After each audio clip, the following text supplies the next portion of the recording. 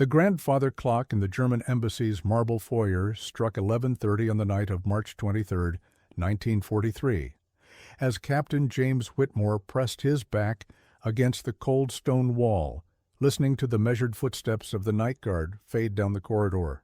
In his left hand, he clutched a leather portfolio containing documents that could shift the entire North African campaign.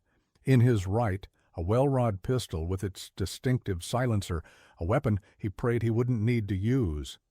The smell of Turkish tobacco and eau de cologne hung heavy in the air, mixing with his own nervous sweat. His heart hammered against his ribs as he calculated the distance to Ambassador von Pappen's private study, 47 steps through enemy territory in the heart of Ankara. What the brass at Special Operations Executive Headquarters in London didn't know was that Whitmore had already exceeded his mission parameters. They'd ordered him to photograph the documents and leave. Instead, he was about to steal them outright, a brazen act of theft that violated every protocol he'd been taught. But sometimes, he reasoned, winning a war required breaking the rules that kept you from losing it. No one in the Turkish capital knew that one man's defiance that evening would rewrite intelligence operations forever, or that by dawn, Captain James Whitmore would vanish as if he'd never existed at all. James Arthur Whitmore had grown up in the Yorkshire village of Grassington, where his father ran a modest haberdashery and his mother taught Sunday school at the local Methodist church. The third of 4 children, James distinguished himself early, not through academic brilliance, but through an almost supernatural ability to blend into any crowd, to become invisible when necessary, and to emerge with information that others had missed. His teachers at the village school noted his quiet intelligence and remarkable memory for detail, but they also observed something else, a restless quality that suggested conventional life would never satisfy him.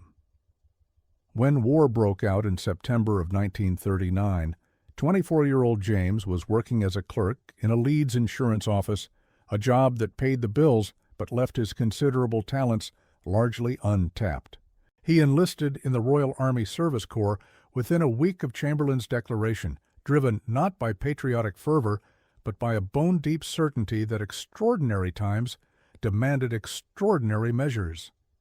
His superiors quickly recognized his potential during basic training at Catterick Camp, where he demonstrated an uncanny ability to infiltrate supposedly secure areas and gather intelligence on mock enemy positions. By the spring of 1941, he'd been transferred to the newly formed Special Operations Executive, Churchill's secret army tasked with setting Europe ablaze through sabotage, subversion, and what the Prime Minister euphemistically called ungentlemanly warfare.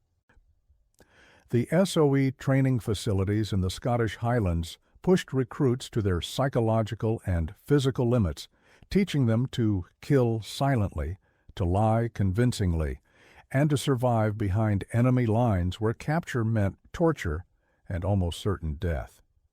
James excelled at every aspect of the curriculum except one, following orders without question. His instructors noted in their reports that Whitmore possessed exceptional operational instincts, but showed a troubling tendency to improvise when strict adherence to mission parameters would have been safer. "He thinks like a chess player," wrote Major Geoffrey Morrison in one evaluation, always seeing 3 moves ahead of everyone else in the room. That forward-thinking mindset would soon be put to its ultimate test. He had no idea that those instincts would be all that stood between Allied victory and a Nazi breakthrough that could have prolonged the war by years.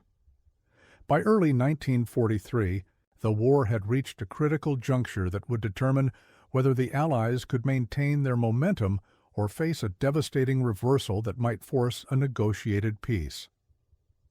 Field Marshal Erwin Rommel's Afrika Korps had been pushed back across North Africa following Montgomery's victory at El Alamein, but German intelligence networks throughout the Mediterranean were working frantically to identify weaknesses in Allied supply lines and troop concentrations. The German embassy in Ankara had become a crucial hub for this intelligence-gathering operation, partly because Turkey's neutral status allowed German diplomats to operate with relative freedom, and partly because Ambassador Franz von Papen, a veteran Nazi operative, had cultivated an extensive network of informants throughout the region. British codebreakers at Bletchley Park had intercepted fragmentary communications suggesting that the embassy was preparing to transmit detailed intelligence about Allied shipping routes and North African garrison strengths to Berlin, information that could enable German U-boats to devastate Mediterranean convoys and allow remaining Axis forces to exploit vulnerabilities in Allied defensive positions. The stakes could not have been higher. American forces under General Patton were preparing for their first major engagement against seasoned German troops, while British and Commonwealth units were stretched thin across multiple fronts from Italy to Burma. If the intelligence reached German high command, it could enable coordinated attacks that might shatter Allied cohesion at the very moment when victory seemed within reach. Churchill himself had reportedly declared that preventing this intelligence leak was worth any risk, any sacrifice, any violation of diplomatic protocol. The mathematics were stark. One successful intelligence operation might save tens of thousands of Allied lives and prevent the war from dragging on into 1945 or beyond. But the German embassy was a fortress of marble and steel in the heart of a neutral capital, protected by Turkish police, German security personnel, and the ancient protocols of diplomatic immunity. Breaking into such a facility wasn't just dangerous, it was theoretically impossible. Unless, of course, you had someone willing to attempt the impossible. The mission briefing had taken place in a nondescript office above a tea shop in Londonderry Street, where Colonel Maurice Buckmaster outlined what SOE euphemistically termed a document acquisition operation in clinical, bureaucratic language that barely concealed the suicidal nature of what they were asking James to attempt. The intelligence was contained in a safe in Ambassador von Papen's private study, located on the embassy's third floor behind layers of security that included roving guards, electronic alarms, and a sophisticated lock mechanism that German engineers had designed specifically to be impregnable. James would infiltrate the embassy during a reception honoring visiting Hungarian diplomats, when increased foot traffic might mask his presence, photograph the documents using a specially designed Minox camera, and exit through the same route without leaving any evidence of his presence. The entire operation had to be completed within a 4-hour window, between 9:30 in the evening, when the reception reached its peak, and 1:30 in the morning, when the last guests would depart. Failure would mean not only his death, but potentially a diplomatic crisis that could force Turkey into the Axis camp, opening a new front that the Allies could ill afford. This is not heroics, Idfai Buckmaster had warned him, leaning forward across the scarred wooden desk with the intensity of a man who'd sent too many agents to their deaths. This is precision. You go in, you photograph what we need, you come out, nothing more. But as James studied the embassy floor plans and guard rotation schedules, a troubling realization began to take shape. The documents they needed weren't just intelligence reports, they were original operational orders, handwritten and annotated by German high command staff. Photographing them would provide the intelligence, but leaving them in place would allow the Germans to proceed with their plans. Taking them, however, would immediately alert the enemy that their security had been compromised, potentially saving Allied lives but guaranteeing his own capture or death. The choice between following orders and following his conscience would define everything that happened next. And then there was the other problem. Intelligence sources suggested that the documents might be moved to Berlin within 72 hours, making this quite possibly the only chance to acquire them. He thought the mission parameters were clear, but destiny wasn't done with him yet. James spent 3 weeks in Ankara establishing his cover identity as Thomas Richardson, a Canadian agricultural attaché interested in Turkish wheat exports, a role that provided perfect justification for attending embassy receptions and cultivating contacts throughout the diplomatic community. His cover was meticulously crafted. The Canadians had provided genuine credentials and a carefully constructed backstory that would withstand all but the most intensive scrutiny.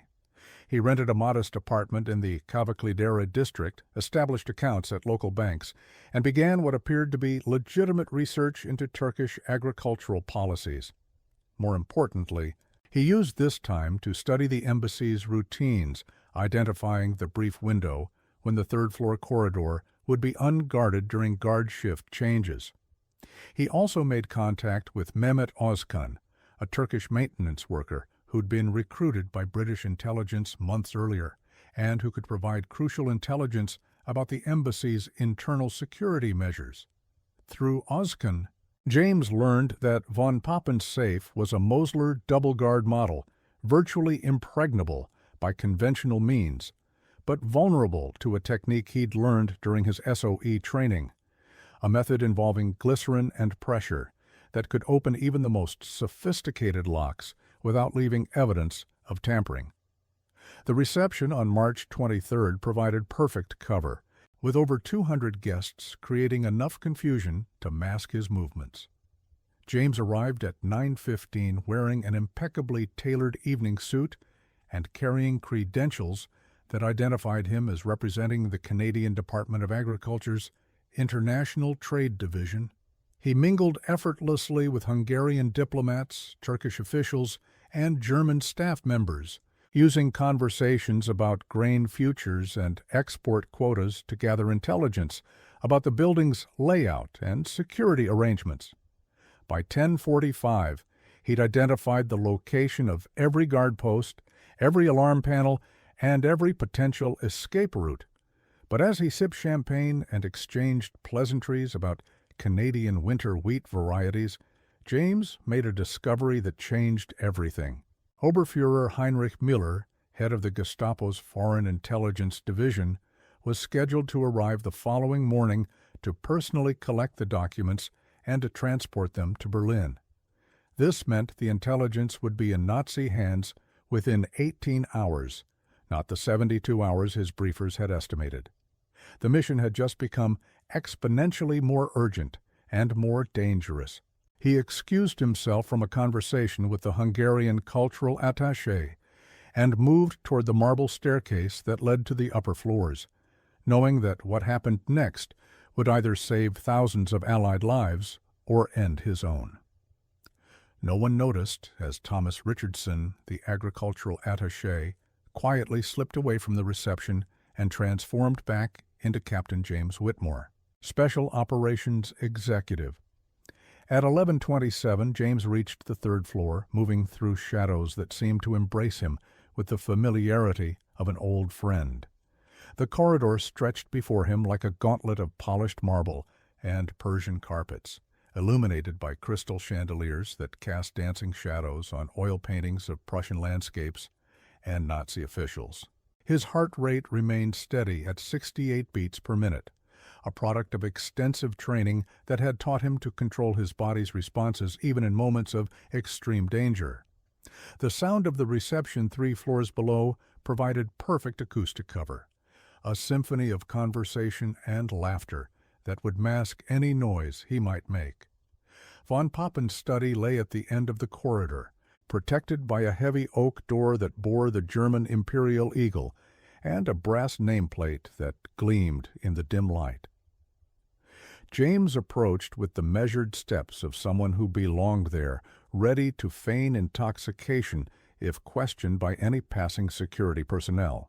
The lock was exactly as Ozkan had described, a Mosler mechanism that had been installed by German technicians specifically to protect the embassy's most sensitive documents. James withdrew a small leather case from his jacket pocket, revealing the tools of his trade, a set of precision picks, a small vial of glycerin, and the specially modified Minox camera that would document whatever secrets lay beyond that door.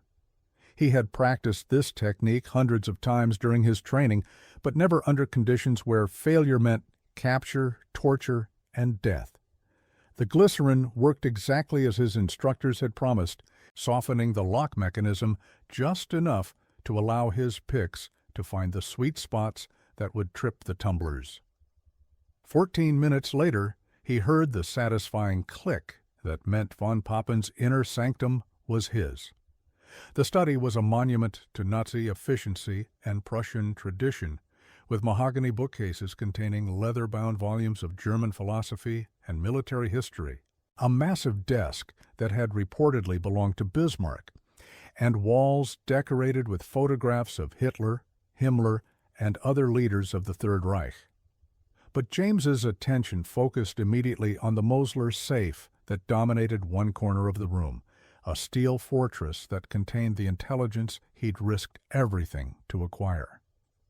The safe's combination lock required the same glycerin technique, but on a larger scale that would take precious time he couldn't afford to waste. As he worked, James could hear footsteps in the corridor outside, the measured tread of guards making their regular rounds. Private Jensen would have frozen at this point, overwhelmed by the magnitude of what he was attempting, but James had moved beyond fear into that crystalline state of focus where every detail became sharp and manageable. The safe opened at 11:53, revealing a treasure trove of intelligence that exceeded even SOE's most optimistic expectations.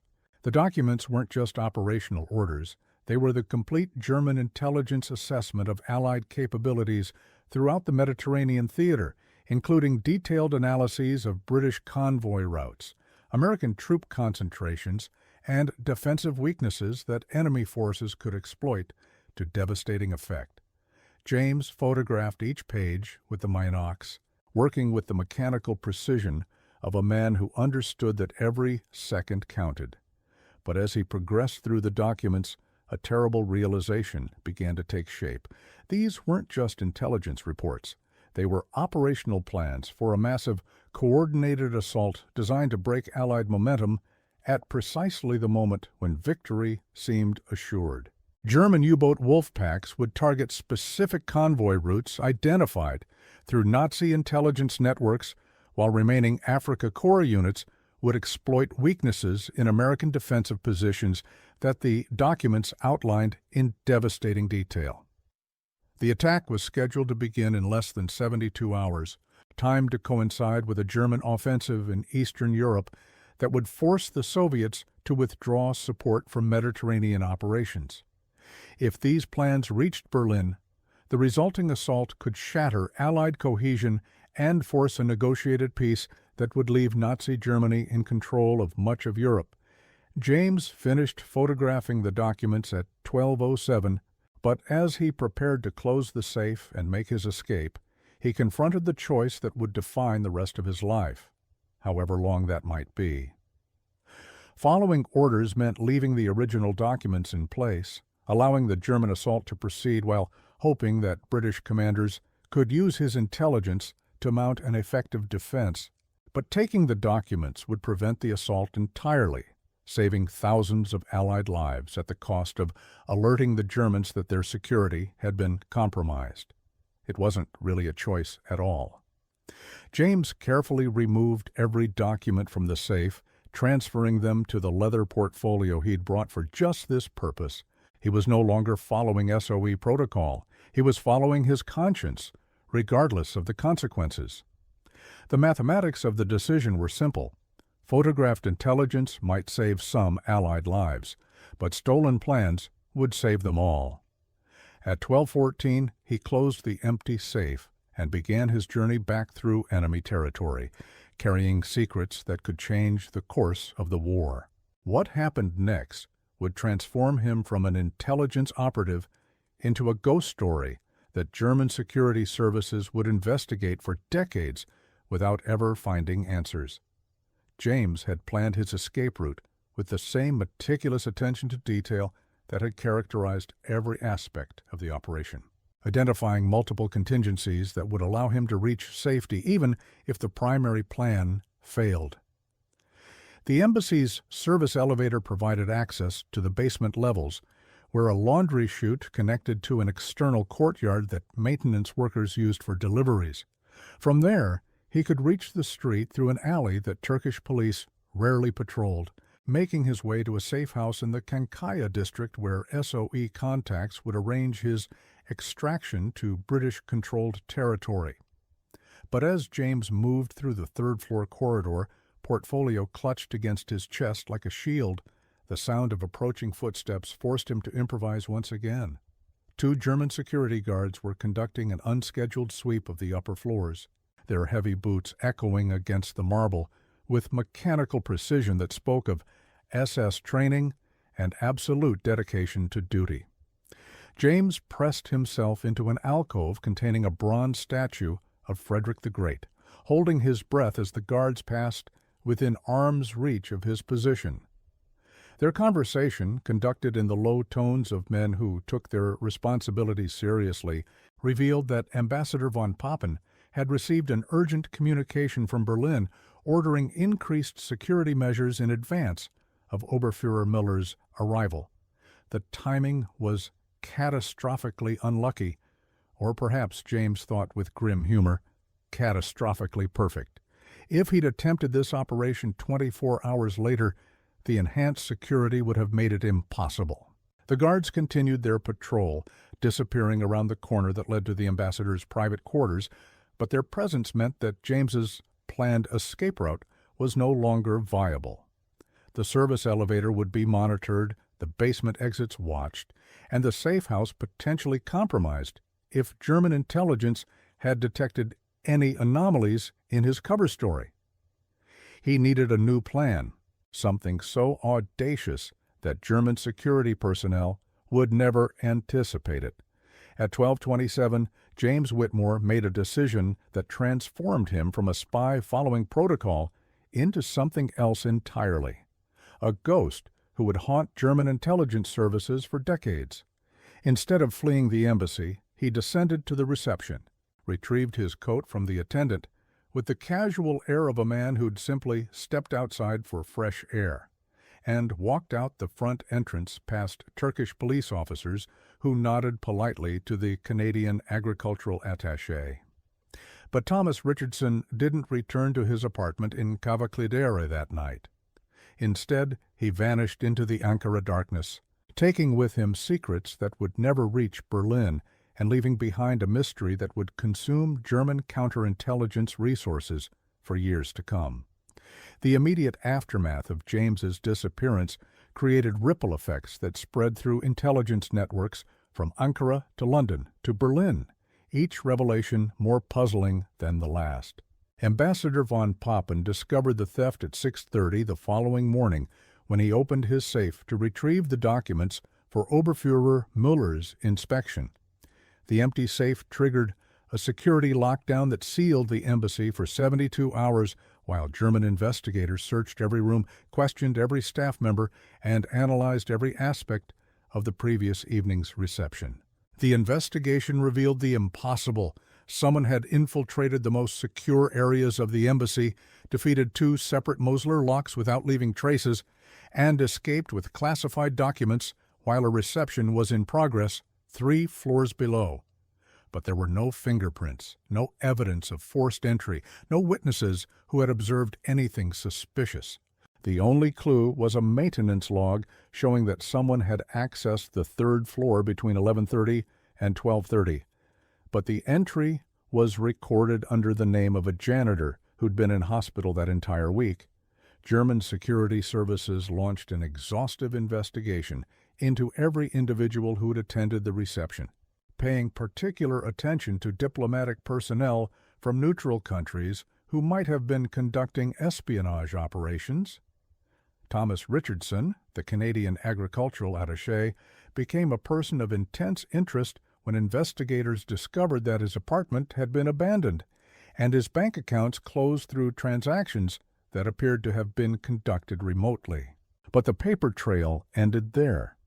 Richardson's credentials were genuine, issued by the actual Canadian Department of Agriculture, and his background check revealed nothing suspicious, because the man who'd created that identity had covered his tracks with the thoroughness of someone who understood exactly how intelligence investigations operated. Mehmet Özkan, the Turkish maintenance worker, was arrested and interrogated for 6 days before German authorities concluded that he knew nothing about the theft beyond his routine duties. The investigation consumed resources that the German intelligence services could ill afford to spare, pulling experienced operatives away from other operations throughout the Mediterranean theater. Meanwhile, the documents that James had stolen never reached Berlin, and the coordinated assault that might have broken Allied momentum never materialized. German U-boat commanders waited for intelligence updates that never arrived, while Africa Corps units found themselves attacking defensive positions that had been quietly reinforced based on intelligence that officially didn't exist. The war continued, but along trajectories that Nazi planners had never anticipated. In London, SOE headquarters received a coded transmission 18 hours after James's scheduled extraction time, a brief message that contained only the word "success," followed by a string of numbers that corresponded to the intelligence he'd been sent to acquire. But Captain James Whitmore never reported to the extraction point, never met his emergency contacts, and never returned to British-controlled territory.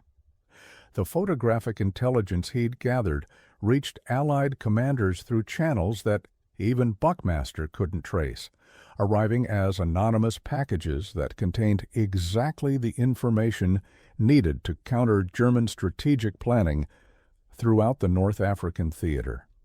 For months afterward, SOE operatives throughout the Mediterranean reported encounters with a mysterious figure who provided crucial intelligence before vanishing without explanation.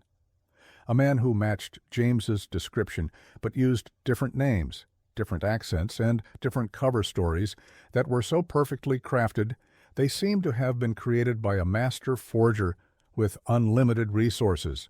These encounters followed a pattern that suggested careful planning and extensive preparation. The mysterious operative would appear during moments of crisis, provide intelligence or assistance that saved Allied lives, then disappear so completely that sometimes his targets wondered if they'd imagined the entire encounter. A British patrol trapped behind German lines in Tunisia received detailed maps of enemy positions from a Canadian journalist who claimed to be documenting the war for publications back home. American forces preparing to assault a heavily defended German position received intelligence about hidden artillery placements from a Red Cross volunteer whose credentials were perfect but whose identity couldn't be verified through official channels. Free French operatives attempting to establish resistance networks in occupied France found themselves aided by a mysterious figure who spoke fluent French with a Parisian accent and possessed an encyclopedic knowledge of German security procedures. Each encounter was brief, professional, and ultimately beneficial to Allied operations, but none provided clues about the operative's true identity or long-term objectives. British intelligence services began referring to him as the Messenger, a code name that reflected both his apparent mission and his tendency to deliver crucial information before vanishing like a ghost. The legend grew with each reported sighting, and German counterintelligence services found themselves chasing shadows, while Allied forces benefited from intelligence that seemed to arrive from nowhere. The mystery deepened in the immediate post-war period when British authorities attempted to locate James Whitmore for the decorations and recognition that his service had earned. Military records confirmed his exemplary performance during SOE training and his successful completion of multiple operations before the Ankara mission, but there was no trace of him after March 23, 1943. His family in Yorkshire had received a standard notification that he was missing in action, presumed dead, but no remains were ever recovered and no definitive evidence of his fate ever emerged. Canadian authorities confirmed that Thomas Richardson's credentials were genuine, but had been issued through bureaucratic channels that couldn't be traced to any individual request or authorization. The documents appeared to have been processed correctly by officials who had no memory of handling them, using procedures that left no administrative trail beyond the standard paperwork. It was as if the identity had been created by someone with intimate knowledge of Canadian bureaucratic systems and access to legitimate government resources, but investigators could never determine how such access had been obtained or by whom. More puzzling still were reports from former German intelligence operatives who, during post-war interrogations, described encounters with a British spy who had provided them with false information that consistently favored Allied operations. These reports suggested that someone had been conducting a long-term deception campaign that manipulated German intelligence networks from within, using their own communication channels to feed them misleading assessments that degraded their operational effectiveness. The scope of such an operation would have required resources and planning far beyond what any single operative could have accomplished alone, suggesting either extensive support networks that left no traces or capabilities that defied conventional understanding of intelligence operations. Former SS officers reported receiving intelligence from sources they'd considered reliable that later proved to be elaborately constructed deceptions designed to misdirect German strategic planning. Gestapo files captured after the war contained references to a mysterious British operative known only as Der Geist, the Ghost, who had apparently penetrated multiple Nazi intelligence networks and conducted operations that consistently undermined German effectiveness throughout the final years of the war. But even these references provided no concrete information about the operative's identity, methods, or ultimate fate. He had become a legend that existed in the spaces between documented history, a figure whose influence could be detected in outcomes, but whose presence could never be definitively proven. The broader impact of James Whitmore's final operation extended far beyond the immediate theft of documents from the German embassy in Ankara. Reshaping intelligence doctrine and operational procedures throughout the post-war period. Military strategists studying the incident concluded that traditional approaches to espionage, following strict protocols and maintaining plausible deniability, were inadequate for the complexities of modern warfare. James's decision to exceed his mission parameters and steal the documents rather than simply photographing them had prevented a coordinated German assault that might have prolonged the war significantly, demonstrating that rigid adherence to orders could sometimes conflict with achieving broader strategic objectives. This realization influenced the development of intelligence services throughout NATO countries, leading to training programs that emphasized adaptive thinking and situational judgment, rather than blind obedience to predetermined plans. The Special Operations Executive incorporated the Whitmore Doctrine into their training curriculum,